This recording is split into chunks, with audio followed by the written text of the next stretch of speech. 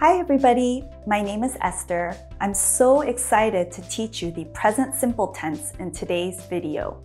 Now this lesson can be a little difficult, so I'll do my best to keep it easy and fun for you. My goal is for you to understand how and when to use this grammar by the end of the video. Let's get started. Let's start with the first usage for the present simple tense.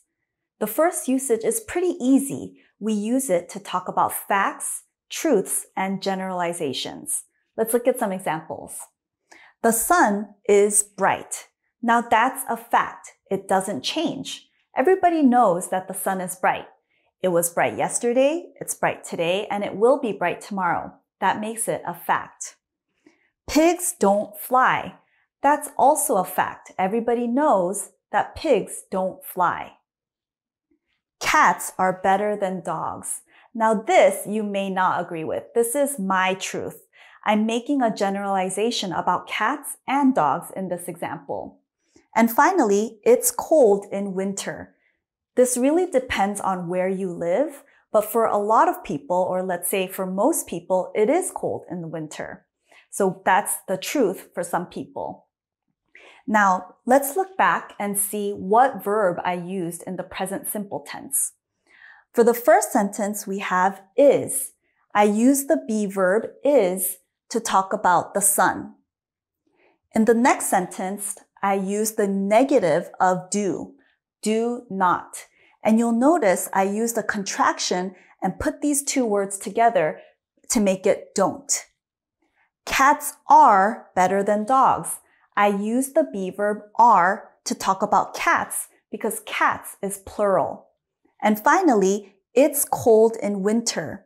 Here, I used the be verb is again, but I used a contraction to combine it and is and made its.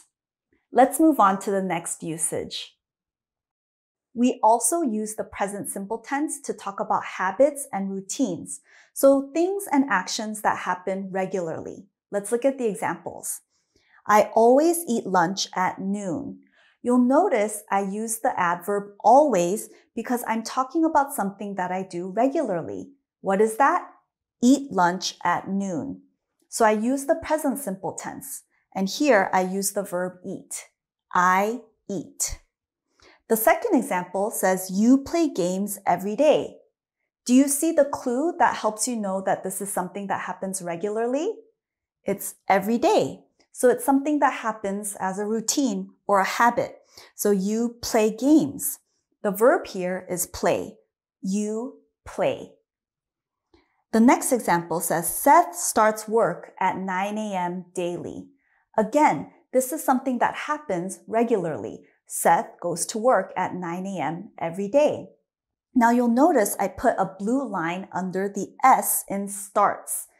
Can you figure out why? Well, remember that when the subject of a sentence is he, she, or it, we need to add an S or ES to the end of the verb in the present simple tense. Seth is a he, so we need to add an S. Seth starts work at 9 a.m. daily. And the last example, they study English every Monday. Again, every Monday means that they do it regularly. And that's why we use the present simple tense. They study. So as a review, remember, we use the present simple tense to talk about habits and routines that happen regularly. Let's move on. We also use the present simple tense with non-continuous verbs. These are verbs that we don't use in the continuous form, even if they're happening right now. They're also called stated verbs. These are connected with thoughts, opinions, feelings, emotions, and our five senses. Let's look at the examples. I love my mom. The verb here is love. That's an emotion. So I use the present simple tense. It smells good. Smell is one of the five senses. So I use the present simple tense. You'll notice I underlined the S because remember, the subject is it. Kelly feels happy. This is talking about a feeling.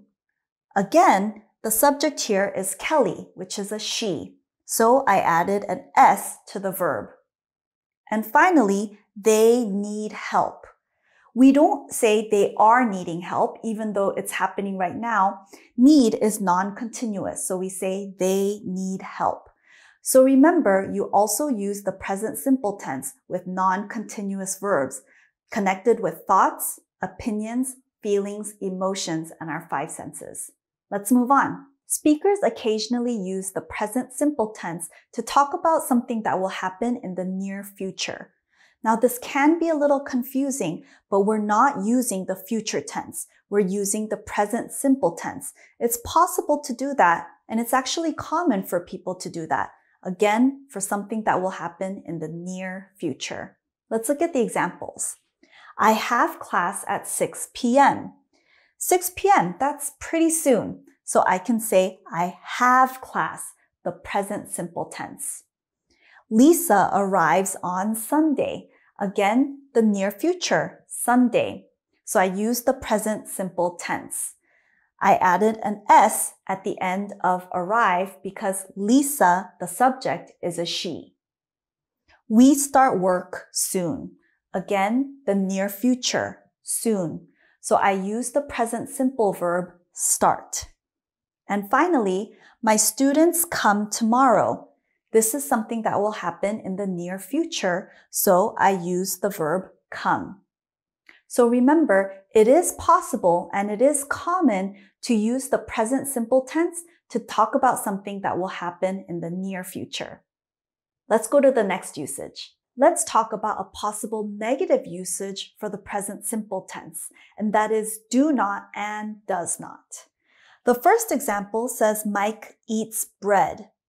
I put an S at the end of eat because the subject is Mike, which is a he. Now that's not a negative statement. What happens when I want to turn it into a negative statement? Well, I change it like this. Mike doesn't eat bread. So you'll notice that I didn't move the S here, okay? Instead, I added doesn't. I took does and not, and I turned it into a contraction by combining the two and making it doesn't. So if the subject is he, she, or it, we use does not or doesn't to make it negative. You swim well. In this case, I don't need to put an S at the end of swim because the subject is you. If I want to make this sentence negative, I use don't. You don't swim well. I use the contraction for do and not. I combine them to make don't.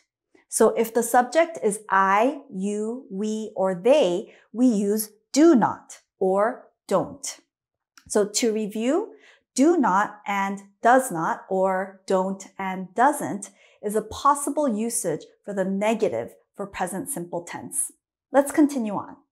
Now I'll talk about one possible question form for the present simple tense, and that is by using do or does. So let's look at the example. They live here. That's not a question, right? They live here. In order to turn it into a question, it's really simple. All I have to do is add do to the beginning and add a question mark at the end. Do they live here? So if the subject is I, you, we, or they, simply add do to the beginning of the question.